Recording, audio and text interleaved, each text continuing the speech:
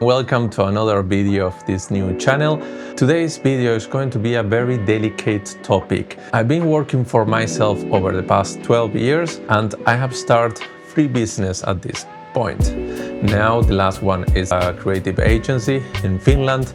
Since I moved to a new country, I have even a higher experience in how to start a business from scratch, without any contacts, without any family members, without any friends, any history, and even worse, without any basic skills such as the language. If I'm speaking in Spanish with my client, it's much easier to communicate and have this effective communication.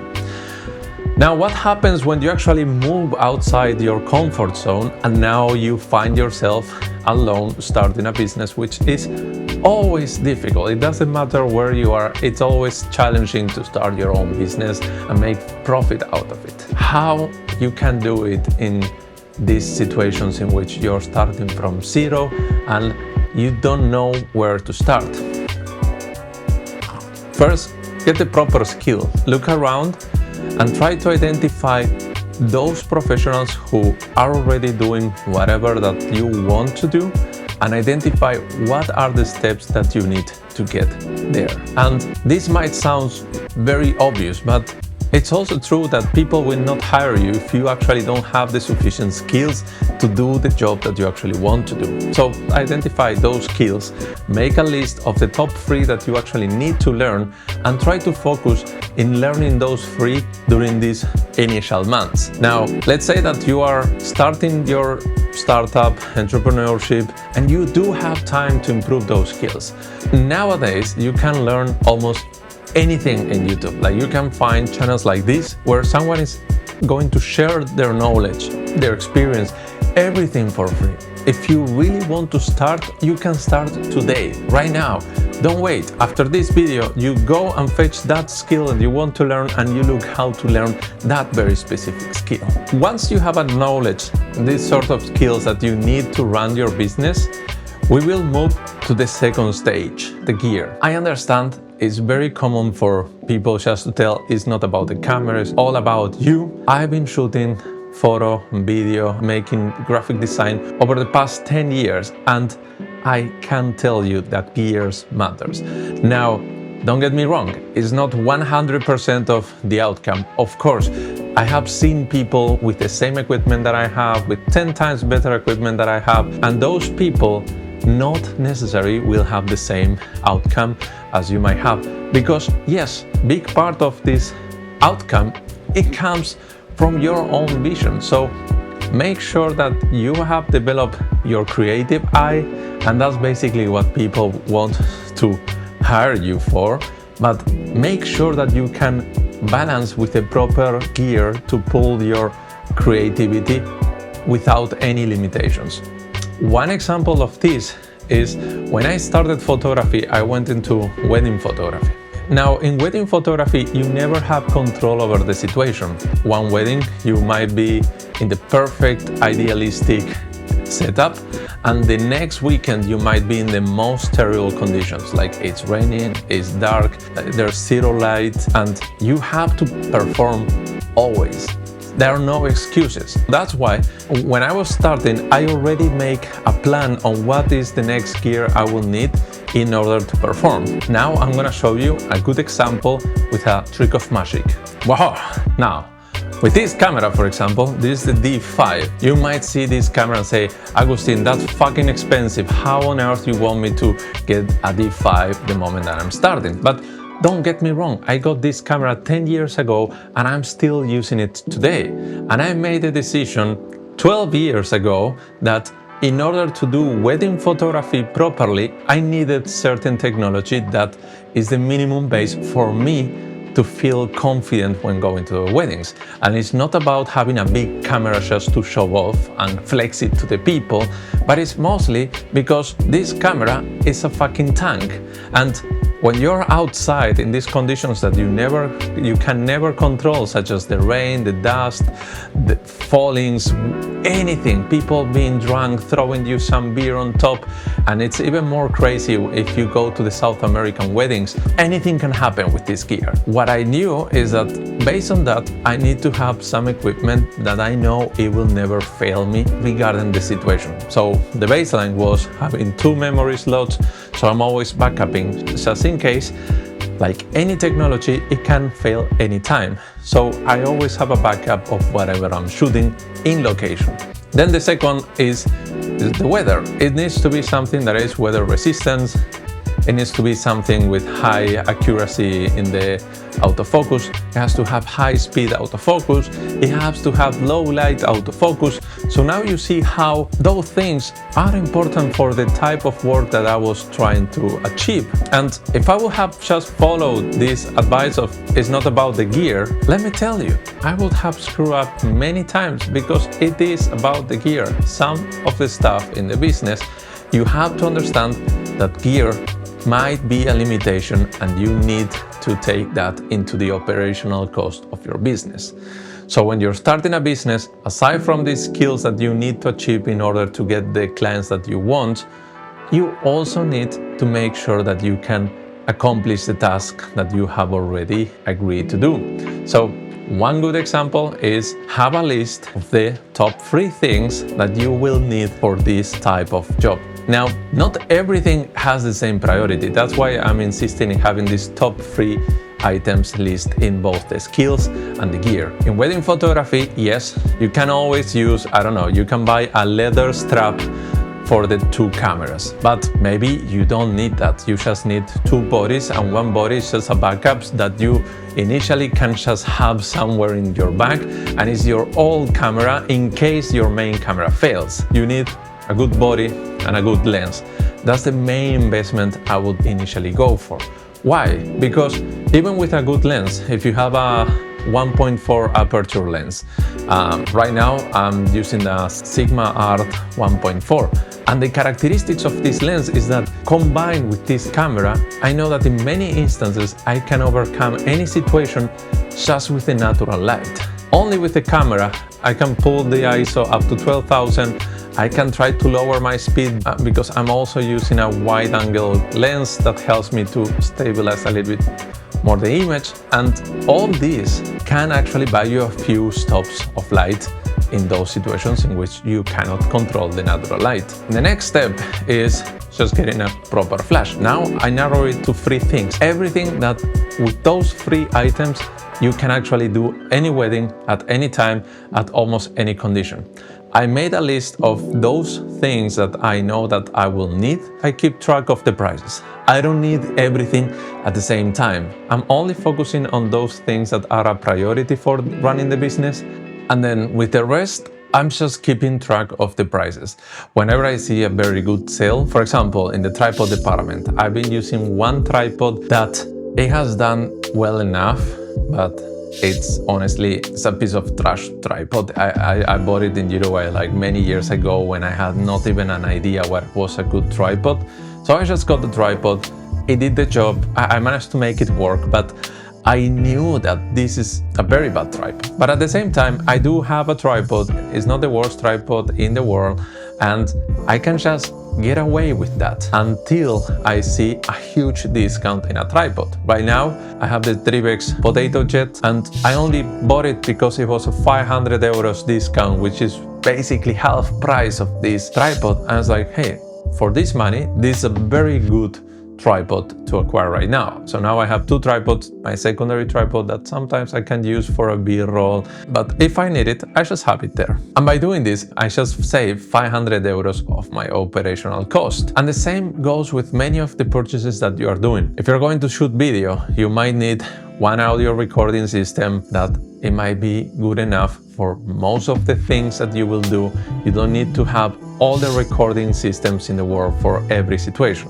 Just try to get something that will buy you out of the most of the situations that you will do, and try to go with that. And then in time, you add this accessories, basically. When you're starting, just focus on those 3 items that you actually need for the type of work that you will be doing. Maybe you're not shooting weddings and you want to do more video, so then you can actually get a good lens, a good camera, and a good key light, or a good audio setting. Either one of these 2, but you might just be okay with going with a good light and having a camera with an already very decent audio. Like, for example, the ZR has the 32-bit float audio recording in camera, which is already really good by itself. It's not the highest level, but let's say that you want to start, and for starting, it's already good enough that you can choose to buy a proper key light, and using one proper key light ambience your situations properly, and then you can get in a decent audio device. And the moment that you see that an audio device is at a very high discount, you jump and go for it. That will save you a lot of money, and saving you a lot of money will buy you a lot of stress-free situations. What do I mean with this? When you're starting a business, and let's say that you have already quit your full-time job or your half-time job, then you're facing with the low months and the high months. The low months can be that you might get 0 clients that month, or maybe you get only 1 client, and you start getting this anxiety of like, am I gonna make it? Is it good enough? The way to move around these situations is if you haven't spent all your money in your bank account, meaning that you can run your business, you can run your life without having clients for a few months. And while you're buying with this, is time for you to be creative on your business. You can focus on marketing your business, creating content, offering shoots. Let's say that that month you don't have any shootings, and you have a few things that you always wanted to shoot that can actually help you to get the client that you want. Then what you do, you take those low months and you shoot your dream project in those months, because no one is paying you, but you are paying yourself. That's how you have to interpret these bank funds that you basically save from not burning all your money in gear the first few months of running a business. Again, I want to make a quick parenthesis on this. It's very important to reinvest in your business. I do believe that nowadays we have this fever of investing in the stocks, in crypto, in gold, in silver, you name it. But what I have experienced is that when you invest in your own business, you have more control over the outcomes. But also, don't just burn money to burn money. Only invest in those things that you know you actually have listed and you know that you will need to run your business. Now, I don't know about you, but I need another mate before continuing. You can take this pause to start thinking about what are those 3 skills that you need, what are those 3 list of items that you need to start your business. Or maybe if you have already started but you want to expand, what is it that you need to make that expansion that you're dreaming of? Now, moving to the third point, how you market yourself. Sales. When you run your own business, now you actually need to start selling yourself, because unless people know you, they will never know what is it that you can do for them. Get yourself out there and try to sell yourself. There are a few strategies for doing this. I don't know the number, so I will just basically start dropping many of those that have worked with me. We're already doing the free skills, the free items, so let's try to do 3 ways to market yourself so people can get to know you.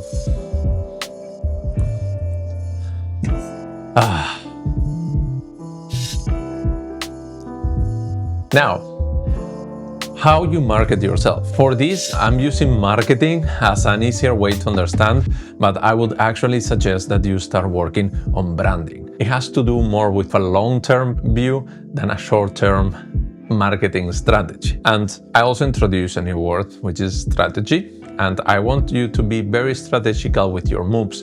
Try to think what are the best trade-off of what is it that you're doing in order to market yourself. So with these 3 points, the first and foremost is networking. There's no better way to get clients but networking.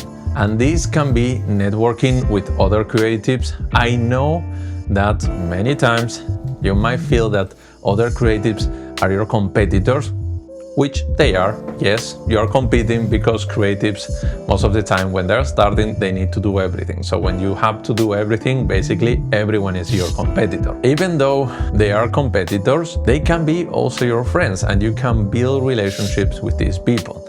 And this unlocks many possibilities, because tomorrow they might need someone to come to their shootings as a second photographer for a wedding, as a crew member, lighting assistants, you name it. They might even need a video editor.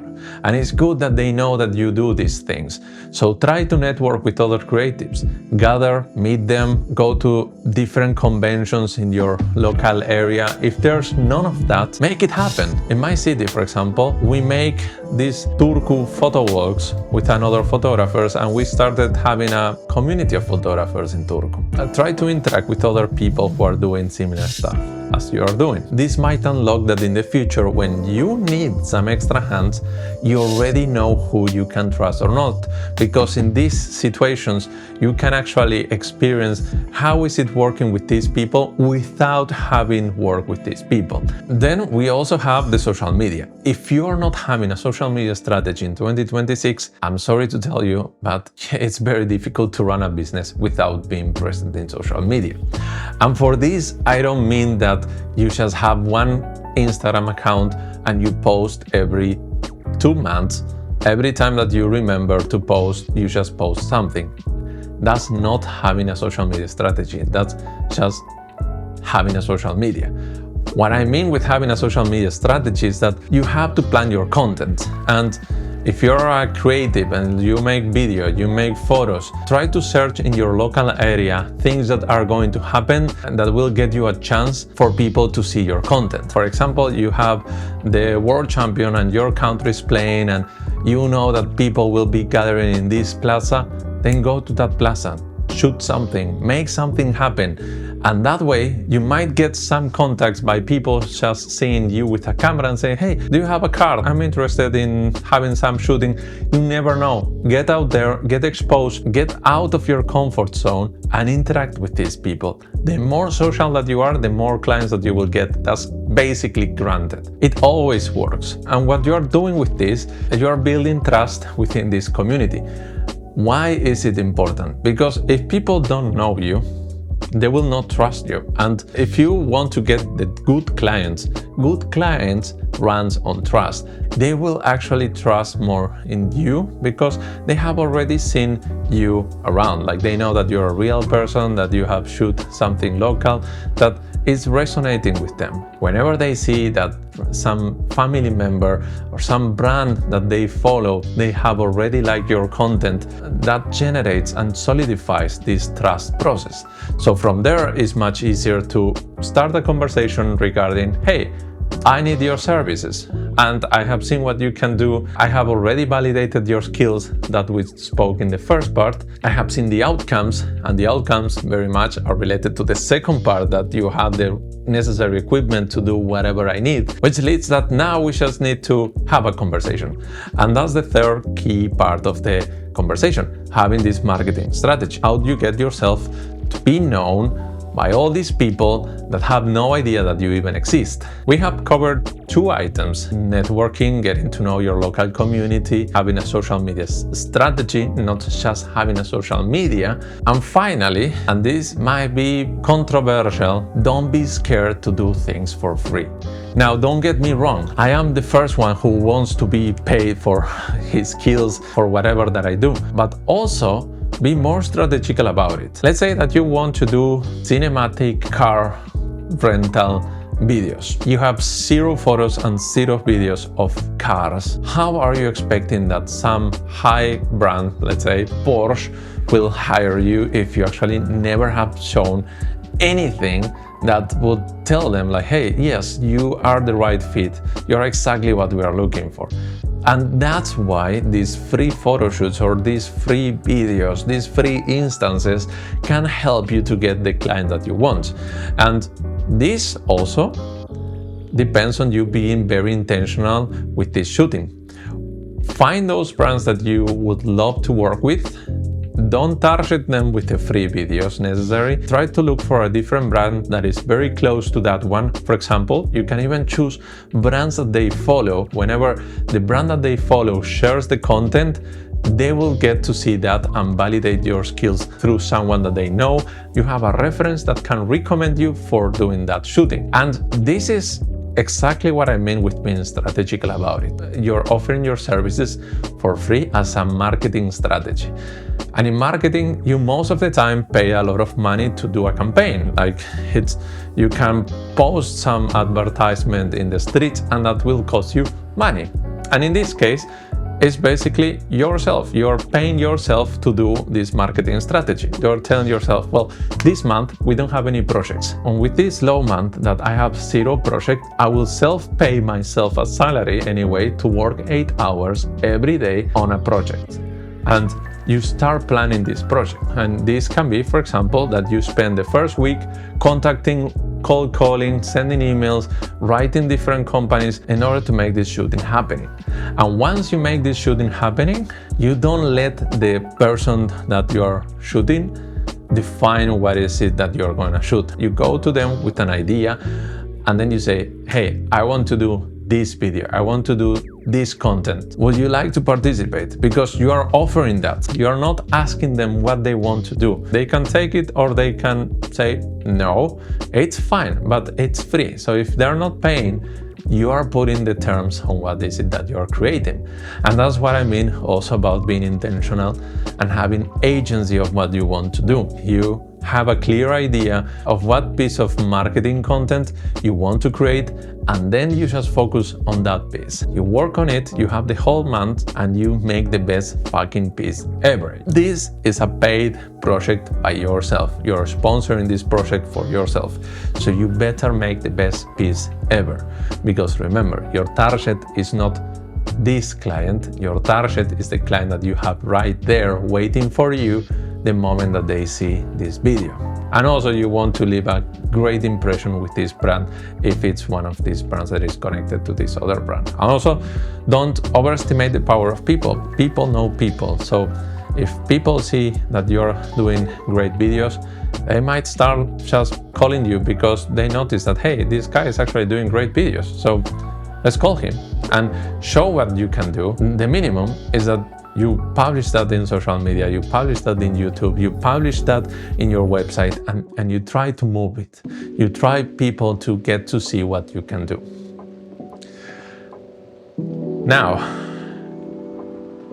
Now this was quite a long video. I don't know how long it's going to be after I cut all the awkward parts of doing this.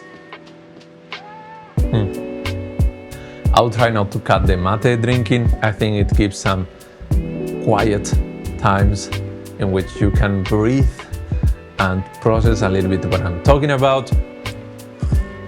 And now, if you like the video and you are interested in getting to know more tips about how to run your business, you can leave it in the comments, like the video, subscribe. If these tips are useful for you, or you think that they could be very useful for a friend of yours that is starting a business, see you next time.